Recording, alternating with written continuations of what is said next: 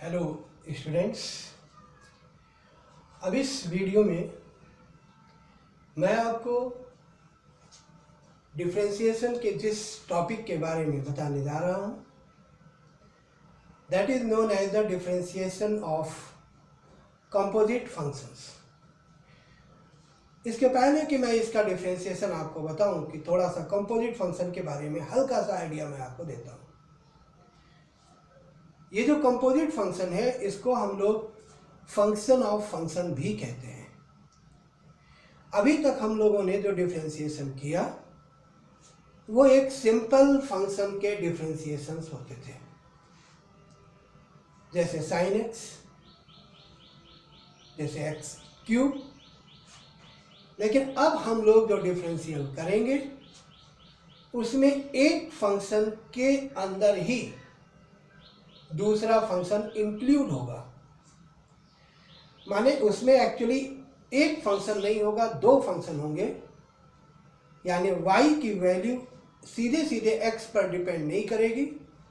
x की value रखने से पहले एक फंक्शन अफेक्टेड होगा, चेंज होगा for different value of x, और उस चेंज वैल्यू से फिर टोटल फंक्शन भी अफेक्टेड होगा। माने हमें कह सकते हैं कि जैसे पेड़ का जो तना होता है उसमें एक लेयर होती है, फिर उसके ऊपर दूसरी, फिर तीसरी। तो इसी तरीके से यहाँ पर भी देखा जाए तो एक फंक्शन और उसी को इंक्लूड करता हुआ दूसरा फंक्शन, या ऐसे ही तीन चार फंक्शन भी एक दूसरे को इंक्लूड करते हुए हो सकते हैं। और इस तरीके के फंक्शन को फंक्शन ऑफ फंक्शन कहते हैं या कंपोजिट फंक्शन कहते हैं। जैसे अगर कोई कहता है साइन एक्स, तो साइन एक्स एक सिंपल फंक्शन है। लेकिन अगर कोई कहता है साइन 2x या साइन 2x + 3, तो ये एक सिंपल फंक्शन अब नहीं रह गया, क्योंकि यहां पर साइन तो अपने आप में एक है फंक्शन, ट्रिग्नोमेट्रिक फंक्शन, लेकिन इसका जो एंगल है 2x + 3, ये भी अपने आप में एक अलजेब्रिक फंक्शन है। और ये फंक्शन डायरेक्ट नहीं है, बल्कि x की वैल्यू रखने पर, x की वैल्यू अगर 1 रखेंगे तो वो पहले 2x + 3 को चेंज करेगा, उसमें उसके हिसाब से 2x + 3 की वैल्यू आएगी। तो इस तरीके से ट्रिग्नोमेट्रिक फंक्शन इंक्लूड कर रहा है एक अलजेब्रिक फंक्शन को, और इसीलिए इसको कंपोजिट फंक्शन बोला गया।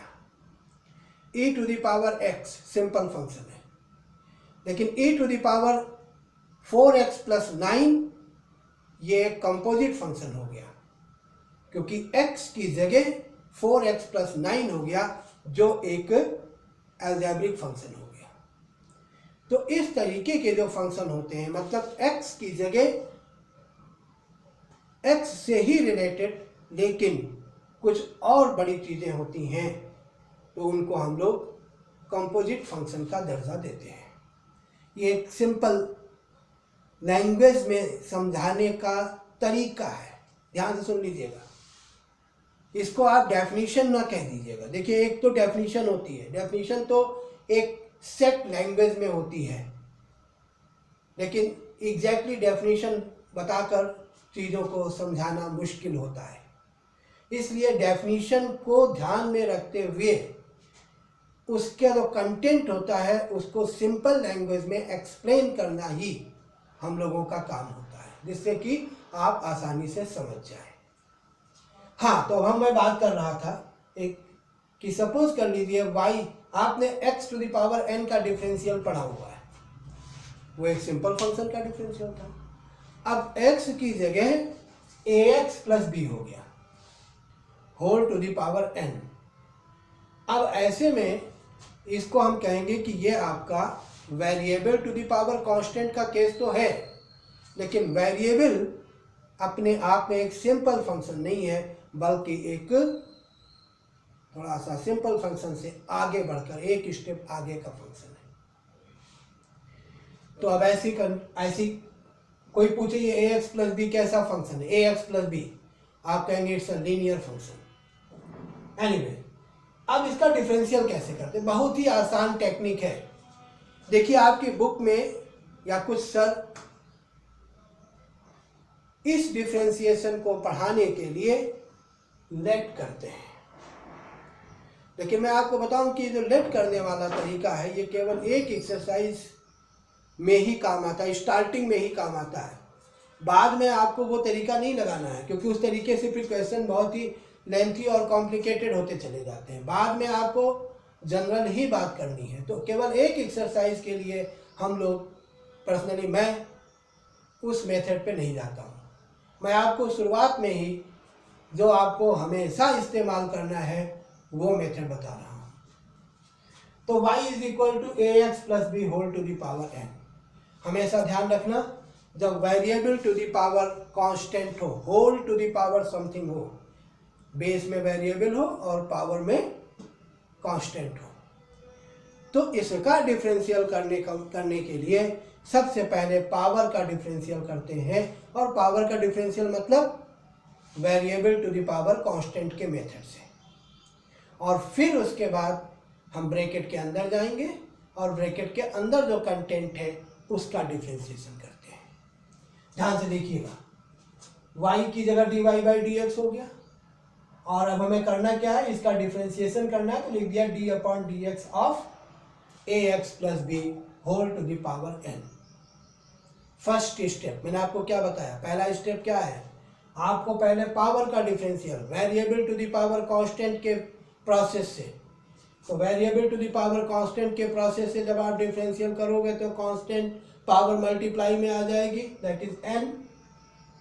ए एक्स प्लस बी आपका बेस है, वेरिएबल है, ऐसे लिख दिया जाएगा to the power n minus 1 into.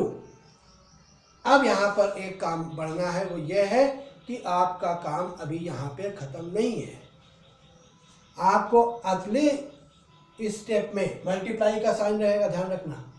अगले स्टेप में आपको केवल ब्रैकेट के अंदर जो चीज़ है उसका भी डिफरेंशियल करना है। इस बात को आप ध्यान से सुन लीजिए। आप नेक्स्ट स्टेप में क्या है, dy बाई डी एक्स आ गया, ये डिफरेंशिएट होकर हो चुका है। अगर कोई चीज़ सॉल्व हो सकती है तो करिए, वरना एज इट इज़ यहाँ पे कॉपी कर लीजिए इनटू। अब आप ब्रैकेट के अंदर आपको क्या मिल रहा है, ए एक्स प्लस बी। अब ए एक्स प्लस बी का डिफरेंशियल करेंगे, ए एक्स का डिफरेंशियल ए, क्योंकि एक्स का डिफरेंशियल 1 हो गया, प्लस बी, बी कांस्टेंट है, अकेला है, डिफरेंशियल 0, तो ए एक्स प्लस बी का डिफरेंशियल केवल ए हो जाएगा। और ये कोई मुश्किल चीज़ नहीं है, आप इस तरीके की कई चीज़ें पिछले वीडियोस में आप देख चुके हैं। एनीवे, तो वही इनटू यहाँ पर ए हो गया। अब यहाँ पर डिफरेंशियल का प्रोसेस कंप्लीट हुआ। अब आप क्या लिखेंगे, यहाँ पर लिखेंगे ये n पहले ही से था, तो n और ये एक साइड में आ जाएगा, शुरू में लिख दिया जाएगा। तो n into a in the bracket a x plus b whole to the power n minus 1 and it will be your answer. तो इस तरीके से कंपोजिट फंक्शन का, जबकि variable to the power constant हो, तो डिफरेंशियल किया जाता है। मैं एक एग्जांपल देता हूँ, जल्दी से देखिएगा। y is equal to 4x plus 7 whole to the power 4, dy by d x is equal to, सबसे पहले d upon d x of 4x plus 7 to the power 4 बताना है कि हमको पूरे का डिफरेंशियल करना है, लेकिन पहले पावर का डिफरेंशियल। तो पावर के डिफरेंशियल करने में पावर मल्टीप्लाई में आ गई 4x प्लस 7, और पावर से एक नंबर लेस कर दिया जाएगा, दैट इज 3, जैसे कि nx की पावर n माइनस 1 का इनटू। अब इसमें एक्स्ट्रा काम क्या बढ़ा, अब आपको ब्रैकेट के अंदर का भी डिफरेंशियल करना पड़ेगा, यही एक्स्ट्रा काम बढ़ता है।